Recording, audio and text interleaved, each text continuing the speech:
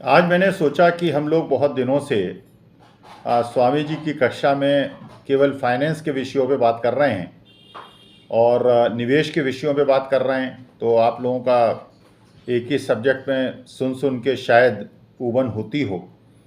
तो मैंने सोचा कि बीच बीच में थोड़े ऐसे विषयों जो मैंने अपने अनुभव से सीखे हैं वो आप तक पहुंचाऊं। तो मैंने सोचा कि आज मैं एक एडमिनिस्ट्रेशन का, प्रशासन का एक मूल सिद्धांत आपके सामने रखना चाहता हूं, जिस पे आप विचार कीजिएगा, जिसमें आप सोचिएगा और सोचिएगा क्या ये सिद्धांत सही है, क्या एडमिनिस्ट्रेशन में, प्रशासन चलाने में इस सिद्धांत का महत्व है। वो सिद्धांत है hot stove rule. Hot stove rule, इसका मतलब एक गरम स्टोव, क्योंकि जिस समय सिद्धांत बना उस समय स्टोव चला करते थे। आज तो पूरी जो खाना बनाने की पद्धति है वो बदल गई है, लेकिन पुराना नियम है ये, जिस समय स्टोव में खाना बनता था। Hot stove rule. Hot stove rule का अभिप्राय ये है कि अगर आप एक गरम स्टोव को छुएंगे या कोई भी छुएगा उसका हाथ जलेगा। नंबर एक, उसका हाथ जलेगा। नंबर दो, जो भी छुएगा जलेगा। जो भी छुएगा, कोई भी छुएगा, राजा छुएगा तो भी जलेगा, रंक छुएगा तो भी जलेगा, अमीर छुएगा तो भी जलेगा, गरीब छुएगा तो भी जलेगा। और तीसरा सिद्धांत यह है कि तुरंत जलेगा। ऐसा नहीं है कि आप हॉट स्टोव को छुएंगे आज और आपका हाथ जलेगा 15 दिन के बाद। ये भगवान ने, प्रकृति ने एक नियम बनाया है, सिद्धांत बनाया है।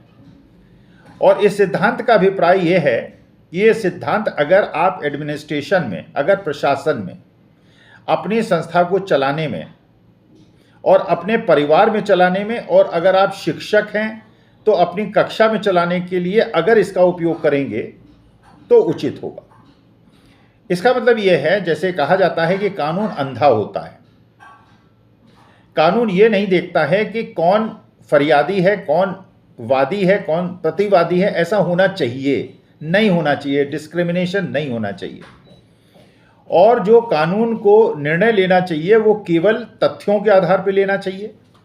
ये बिना सोचे समझे लेना चाहिए कि कौन अमीर है, कौन गरीब है, कौन ताकतवर है, कौन कमज़ोर है, बल्कि इस आधार पर लेना चाहिए कि क्या साक्ष्य उसके सामने हैं, क्या तथ्य हैं, और उसको अपने विवेक का उपयोग कानून की रक्षा के लिए करना चाहिए।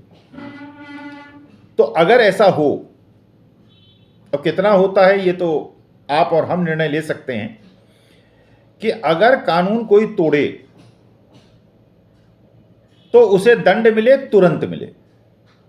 यह अलग मुद्दा है कि गरीबों को दंड मिल जाता है लेकिन अमीरों को नहीं मिलता, क्योंकि कानूनी प्रक्रिया है। तुरंत मिले, जो भी कानून तोड़े उसे मिले, तुरंत मिले, जो भी कानून तोड़े उसे मिले, और उसमें कोई भेदभाव ना हो। अगर ऐसा हो तो वहां का प्रशासन अच्छा होगा, वहां पे प्रक्रिया अच्छी होगी, और वहां पे अगर डिस्क्रिमिनेशन नहीं होगा तो वो शासन अच्छा चलेगा, वो कक्षा अच्छी चलेगी और वो संस्थान अच्छा चलेगा। जैसे उदाहरण स्वरूप मैंने बचपन में पढ़ा कि राजा को, वैद्य को, गुरु को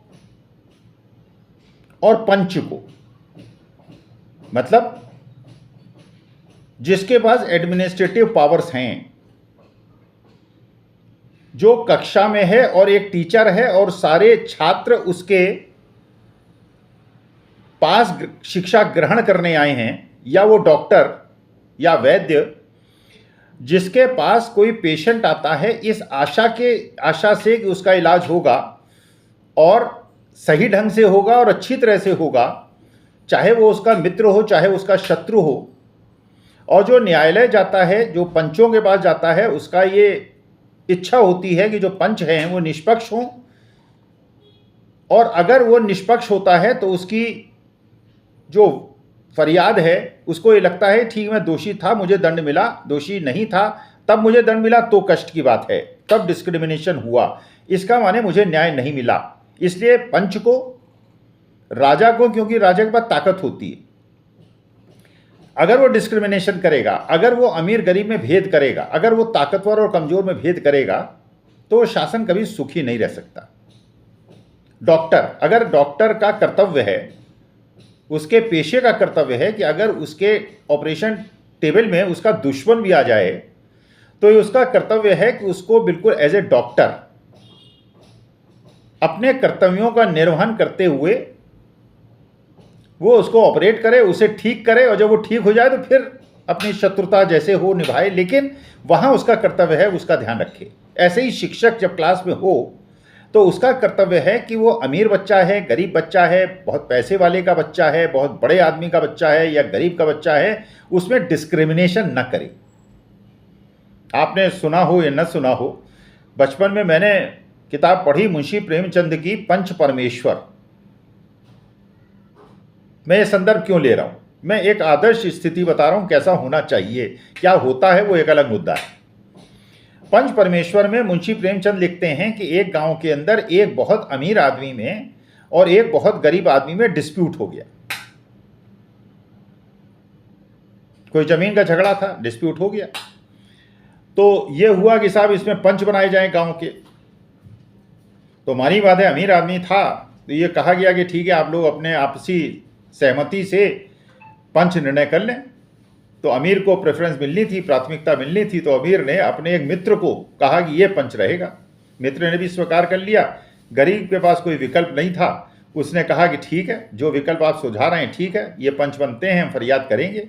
हुई फरियाद, जिरह हुई, बहस हुई, और जब निर्णय आया तो उस पंच ने उस गरीब आदमी के पक्ष में निर्णय दे दिया।